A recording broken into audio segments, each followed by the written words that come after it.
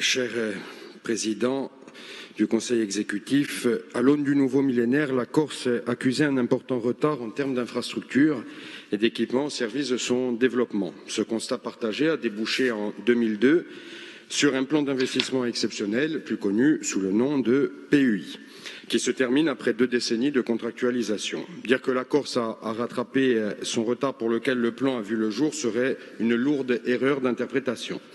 C'est dans ce contexte que le plan de transformation et d'investissement en Corse, le PTIC, s'inscrit dans la prolongation du précédent PUI. Programmé ce nouveau plan pour la période de 2022-2027, ce dispositif doit donner lieu à 500 millions d'euros d'investissement au service de l'innovation et de grands travaux structurants. Lors de la session du mois de janvier, vous soumettiez au vote de cette Assemblée un rapport relatif aux, ouvrez les guillemets, éléments de méthode en vue de la contractualisation entre la collectivité de Corse et l'État au sujet du PTIC.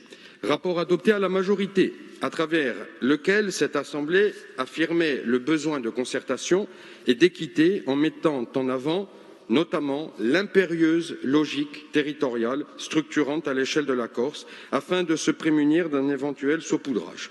Vous rappeliez vous-même que sans cette concertation des acteurs planait un fort risque d'absence de cohésion d'ensemble et d'absence de critères lisibles et équitables qui puissent garantir que tout le monde ait accès de la même façon au financement. Depuis, l'État a confirmé, par la voix du préfet notamment, le financement de plusieurs projets auprès de différentes communes de l'île. Nous estimons parfaitement normal que telle ou telle commune ou EPCI puisse, dans la mesure où des financements sont annoncés, se positionner afin de les mobiliser. L'objet de la question n'est évidemment pas là. Il s'agit en revanche de savoir, en termes de méthode, de quelle manière avez-vous pu dialoguer avec l'État au cours des 2 mois écoulés depuis le vote du rapport précité, d'autant que le préfet Pascal Lelarge déclarait dans le quotidien Corse Matin du 13 mars dernier au sujet du PTIC, j'ouvre les guillemets, il faudra ensuite s'accorder sur une vision d'ensemble, comme le souhaite le président Simeoni, pour qu'il n'y ait pas d'angle mort ou de trou dans la raquette. Fermez les guillemets. Nous pensons, pour notre part, qu'il est préférable de s'accorder avant et non ensuite.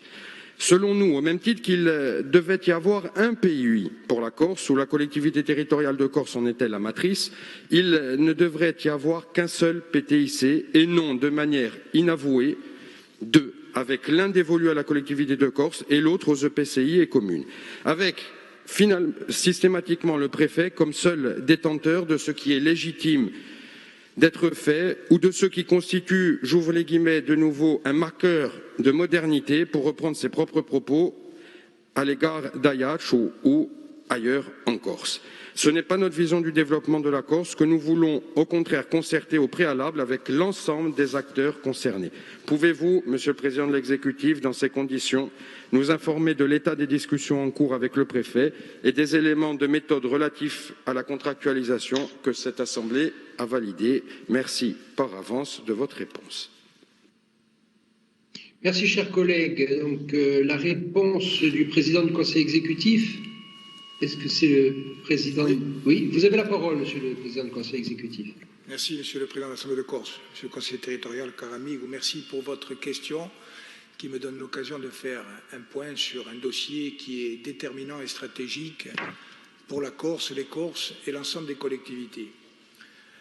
Vous ne trouverez pas dans ma réponse de ressentiment ou de volonté de polémique, mais simplement une inquiétude forte que je suis obligé aujourd'hui de manifester également. Vous vous en doutez, mon désaccord vis-à-vis de la méthode qui semble actuellement prévaloir du côté de l'État et de son représentant dans l'île. Je voudrais vous exposer en quelques minutes très brièvement les motifs de ce désaccord, parce que je pense qu'au-delà des appartenances politiques, les questions qui se posent sont des questions de méthode et des questions de fond, dont le traitement efficace doit nous permettre de réussir à la fois la mise en œuvre du PTIC et la relance économique et sociale qui est encore plus indispensable à l'aune de la crise du Covid-19. Très brièvement, vous le savez, le PTIC a été présenté comme ayant vocation à prendre la suite du PUI, à achever ce qui n'avait pas été totalement accompli par le PUI, c'est-à-dire la mise à niveau des infrastructures de la Corse. La définition du PTIC avait été conçue comme devant d'une part s'appuyer sur un diagnostic de la mise en œuvre du PUI et d'autre part un diagnostic territorial permettant d'orienter de façon rationnelle les investissements organisés au titre du PTIC.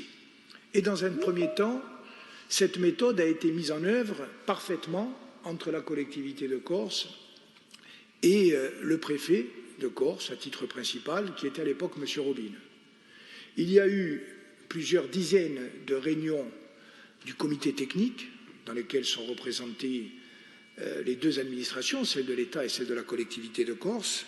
Et il y a eu également 3 comités de pilotage, dont le dernier était en date du juillet 2020. À l'occasion de ce comité de pilotage, nous nous sommes accordés avec le préfet Robine et sur la méthode et sur le fond. Sur la méthode, il s'agissait de définir ensemble des critères de sélection permettant notamment d'associer, et je m'adresse plus particulièrement encore à l'opposition, puisque cette question fait débat, il était acté entre nous que, concernant les leçons à tirer du PUI, il y avait la nécessité de mieux impliquer les communes et les intercommunalités, y compris dans la définition des critères de sélection des projets. Nous l'avions acté ensemble. Et nous avons également identifié avec le préfet Robine, grâce au travail mené en commun par nos services, une liste d'opérations ayant vocation à être éventuellement retenues dans le cadre du PTIC. Ces projets étaient à 60% prévus pour être sous maîtrise d'ouvrage collectivité de Corse, à 40% prévus pour être sous maîtrise d'ouvrage des communes et intercommunalités. L'enveloppe de projets présélectionnés au titre de ces discussions représentait 800 millions d'euros d'opérations indispensables pour la mise à niveau des infrastructures de la Corse. D'où le débat d'alors en disant les 500 millions d'euros ne vont pas être suffisants, il faudra augmenter l'enveloppe, 500 millions, je vous le rappelle, de coûts de travaux. L'État s'engageant à financer non pas 500 millions, mais 80% de 500 millions. Donc, première discussion, il fallait augmenter cette enveloppe, et pour le cas où cette enveloppe serait augmentée, il faudrait de toute façon faire des arbitrages, y compris sur cette première liste de 800 millions d'euros. Ça, c'est la première phase. Le préfet Robine s'en va, le préfet Le Large prend sa place, la méthode de travail est suspendue. Je prends l'initiative avec le Conseil exécutif de Corse de mettre en forme 10 critères qui sont soumis à débat, des critères qui visent notamment à l'équité territoriale, au caractère pertinent des projets, à l'implication des communes et intercommunalités dans les critères de sélection. Ce rapport est voté par l'Assemblée de Corse. Je prends rendez-vous avec le préfet pour le lui présenter. J'ai une réunion avec le préfet de Corse le 5 février, en présence notamment de la DGS et de DGA. Le préfet est accompagné du SGAC. Et le 5 février, le préfet me dit que cette méthode ne sera pas retenue, que la délibération de l'Assemblée de Corse ne sera pas prise en compte, que l'État étant le payeur, il sera également à titre principal le décideur, et que pour l'essentiel, il a été acté de la part de l'État de contractualiser en direct avec les communes et intercommunalités. Cette situation, moi je n'en conçois pas d'aigreur ni de rancœur vis-à-vis des communes et intercommunalités. Les communes et les intercommunalités sont des échelons de collectivités locales qui ont toute leur légitimité et toute leur pertinence pour participer à ce débat, mais ce qui est en train d'être fait, et je vous le dis solennellement, va nous conduire, les communes, les intercommunalités, la collectivité de Corse, l'État et la Corse, dans une impasse. Dans une impasse méthodologique et dans une impasse sur le fond. Au moment où je parle, j'ai appris, tantôt par des informations mais parallèles, jamais officielles, de la part de maires ou de présidents d'intercommunalités, que des négociations avaient avancé, que des contrats ou des pré-contrats allaient être signés, y compris sur des financements PTIC, mais la collectivité de Corse n'a jamais été impliquée dans la discussion sur les critères, sur les projets pré-retenus avec les communes et intercommunalités. Et on ne me fera pas rentrer dans une logique de concurrence avec les communes et intercommunalités. Mais ce qui est en train de se passer, vous l'avez toutes et tous compris, et je termine, c'est qu'à travers les engagements qui sont signés avec les communes et intercommunalités, Chacun, dans les communes et intercommunalités, défend les intérêts de sa commune et de son territoire. Et c'est normal. Chacune des communes et intercommunalités ont présenté des projets qu'ils considèrent être stratégiques pour les infrastructures. Mais cela s'est fait sans discussion d'ensemble. Je ne connais pas, parce que le préfet ne me l'a jamais dit, ce qu'est le niveau des engagements ou des pré-engagements qui ont été pris au titre du PTIC avec les communes et intercommunalités. Mais si j'en crois la presse, et si j'additionne ce qui a déjà été consenti, je me rends compte que les 500 millions, les 80% de 500 millions sont d'ores et déjà pratiquement intégralement préconsommés au titre des engagements pris avec les communes et intercommunalités. Premier problème, sans que la collectivité de Corse, qui aura vocation à cofinancer aussi, y compris sur la part de 20%, ne soit impliquée ni associée dans cette discussion. Deuxième problème, comment allons-nous financer les 800 millions d'euros que nous avons identifiés ensemble et qui sont, eux, incontestablement des projets qui ont une dimension territoriale d'infrastructure? L'intersection entre les deux catégories de projets est très faible. Beaucoup des projets qui ont été précontractualisés avec les communes et intercommunalités sont des projets qui ne figuraient pas dans la liste qui a été établie avec le préfet Robine.